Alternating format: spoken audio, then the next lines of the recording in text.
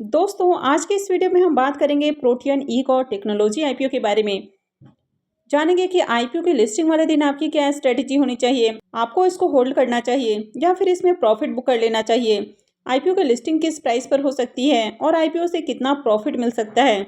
अगर आपको अलॉटमेंट नहीं मिली है तो लिस्टिंग वाले दिन क्या फ्रेश बाइंग करके प्रॉफिट बन सकता है। तो चलिए वीडियो को शुरू करते हैं। लेकिन अगर आप इस चैनल पर पहली बार विजिट कर रहे हैं या फिर आपने चैनल अब तक सब्सक्राइब नहीं किया है तो चैनल को सब्सक्राइब कर लें और साथ में वीडियो को भी लाइक कर दें। प्रोटियन ई-कॉर टेक्नोलॉजी आईपीओ की बात करें तो आईपीओ की लिस्टिंग 13 नवंबर को होने वाली है। हालांकि पहले आईपीओ की लिस्टिंग 17 नवंबर तय की गई थी, लेकिन अब इसकी लिस्टिंग 13 नवंबर को होने वाली है। आईपीओ का अलॉटमेंट हो चुका है, यानी कि 10 नवंबर को ही आईपीओ की अलॉटमेंट हो चुकी है। आईपीओ 8 नवंबर को क्लोज हुआ था और 10 नवंबर को आईपीओ की अलॉटमेंट आ चुकी है। तो अभी जितने भी आईपीओ आपको आते हुए देखने को मिल रहे हैं उन सबकी लिस्टिंग T+3 डे के अनुसार आपको देखने को मिल रही है। यही रीज़न है कि आईपीओ का अलॉटमेंट आपको जल्दी देखने को मिल रहा है और आईपीओ की लिस्टिंग भी जल्दी हो रही है। आईपीओ का इशू साइज 490.33 करोड़ का है और ये पूरा का पूरा ऑफर फॉर सेल आईपीओ है और ये एक मेन बोर्ड आईपीओ है। लेकिन कंपनी सिर्फ बीएसई पे लिस्ट होने वाली है क्योंकि इसमें आपको एनएसई का भी स्टेक देखने को मिलता है। कंपनी के अगर बिजनेस की बात करें तो इसके बारे में ऑलरेडी कई बार बातें हो चुकी हैं।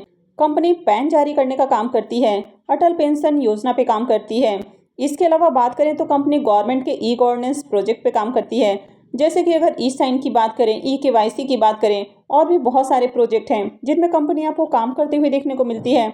अगर आधार ऑथेंटिकेशन की भी बात करें, वो सब इनके द्वारा ही किया जाता है।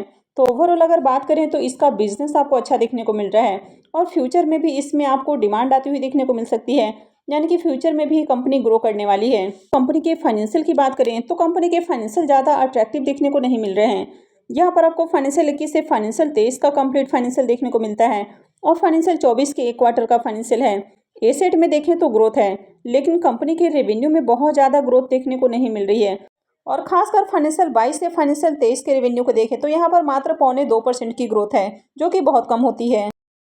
और कंपनी के प्रॉफिट आफ्टर टैक्स की बात करें तो यहाँ पर देखें तो फाइनेंशियल 22 के मुकाबले फाइनेंशियल 23 में इसके प्रॉफिट में गिरावट देखने को मिल रही है। पिछले साल के मुकाबले इसका जो प्रॉफिट है उसमें आपको 25 से 26% की गिरावट देखने को मिल रही है, जो कि काफ़ी ज़्यादा होता है।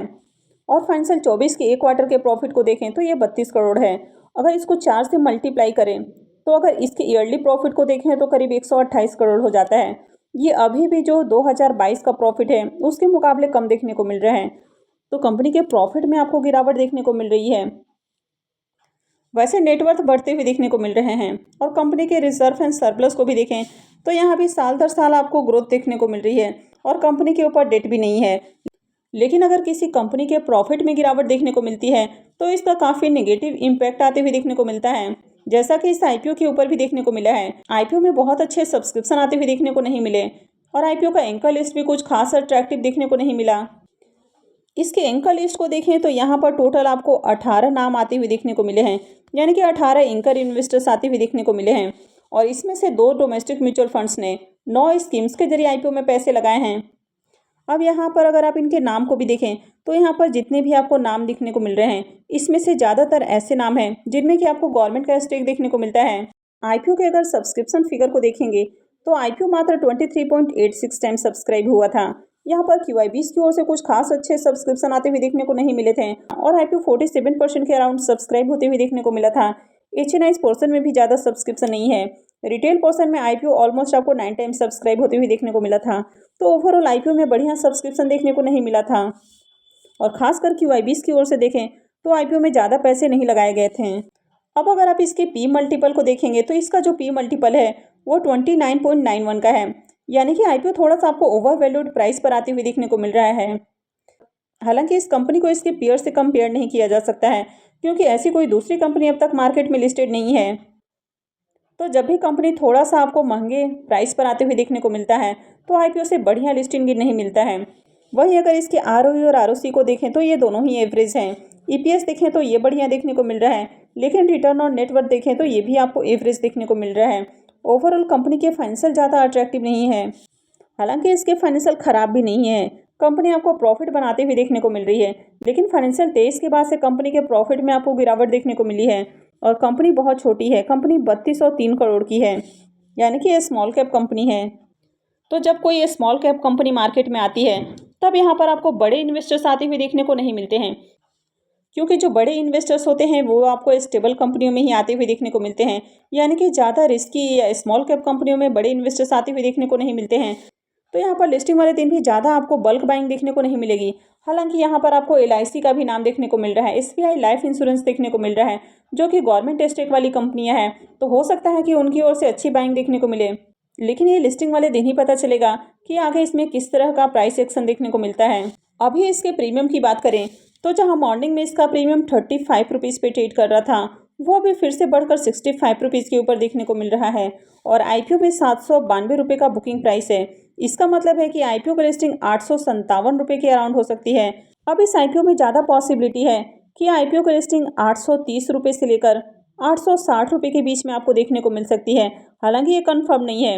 अब जिस तरह आपको आगे डिमांड आती हुई देखने को मिलती है उसके अकॉर्डिंग ही IPO की लिस्टिंग होती है।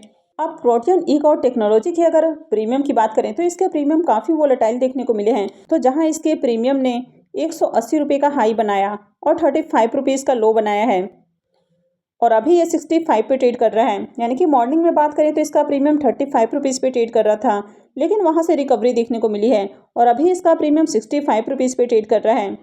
IPO में 18 शेयर्स का लॉट है और अभी इसका प्रीमियम 65 पे ट्रेड कर रहा है।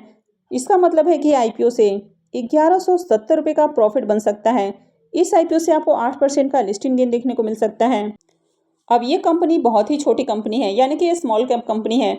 IPO के एंकर लिस्ट में कोई बहुत बड़ा नाम देखने को नहीं मिला है, तो ऐसे में IPO के लिस्टिंग वाले दिन ज़्यादा बाइंग यहाँ पर देखने को नहीं मिलेगी। अब हो सकता है कि LIC, SBI या SBI लाइफ इंश्योरेंस है, इनकी ओर से बाइंग देखने को मिले। अगर इनकी ओर से बाइंग देखने को मिलती है तो फिर अच्छी तेज़ी देखने को मिल सकती है और IPO के लिस्टिंग आपको थोड़े से अच्छे प्राइस के ऊपर देखने को मिल सकते हैं। हालांकि बहुत अच्छे प्राइस के ऊपर लिस्टिंग के चांसेस नहीं हैं। और अभी जिस तरह पिछले कुछ IPOs की लिस्टिंग देखने को मिली है, यानी कि लिस्टिंग के साथ ही प्रॉफिट बुकिंग आती हुई देखने को मिली है, तो यहाँ पर भी ज़्यादा चांसेस हैं कि लिस्टिंग के साथ ही प्रॉफिट बुकिंग आए। तो ऐसे में हो सकता है कि लिस्टिंग के साथ आपको यहाँ पर प्रॉफिट बुकिंग देखने को मिले। तो अगर आपने इस IPO में लिस्टिंग गेन के लिए अप्लाई किया है तो आप यहाँ पर प्रॉफिट बुक करके एग्जिट कर सकते हैं।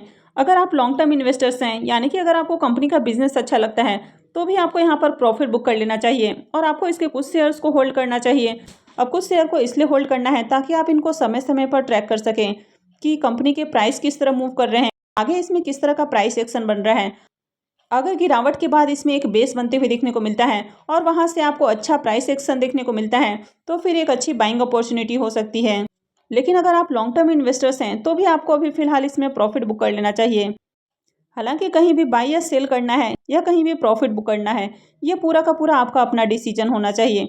आपको अपने रिस्क रिवॉर्ड और अपने फाइनेंशियल एडवाइजर की हेल्प से ही कोई भी डिसीजन लेना चाहिए। और जिनको इस IPO में अलॉटमेंट नहीं मिली है तो क्या लिस्टिंग वाले दिन बाई कर सकते हैं? तो यहाँ पर पहले तो आपको जितने भी IPO जिससे पहले लिस्ट होते हुए देखने को मिले हैं, तो उन सब में आपको नेगेटिव प्राइस एक्शन देखने को मिला है। यानी कि IPO के लिस्टिंग के साथ ही आपको यहाँ पर प्रॉफिट बुकिंग ही देखने को मिली है, यानी कि कुछ बढ़िया प्राइस एक्शन देखने को नहीं मिला है। यहाँ भी ज़्यादा चांसेस हैं कि IPO के लिस्टिंग के साथ ही आपको इसमें सेलिंग प्रेशर देखने को मिले। हालांकि ये IPO बहुत बड़ा IPO नहीं है, तो ऐसे में बहुत ज़्यादा आपको सेलिंग प्रेशर भी देखने को नहीं मिलेगा।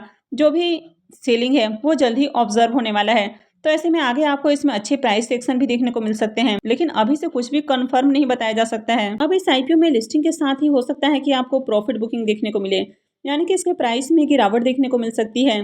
तो अगर आपको अलॉटमेंट नहीं मिली है तो फिर आपके लिए यहाँ पर बाइंग अपॉर्चुनिटी नहीं है, यानी कि आपको यहाँ पर बाइंग करने की सलाह बिल्कुल भी नहीं दी जा रही है।